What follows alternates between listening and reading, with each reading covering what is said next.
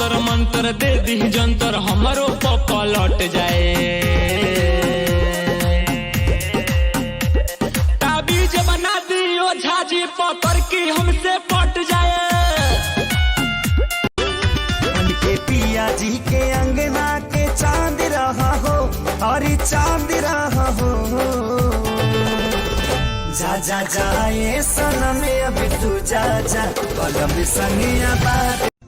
प्यार करे वाला मिल जाई, करे जा ख्याल रखे वाला ना।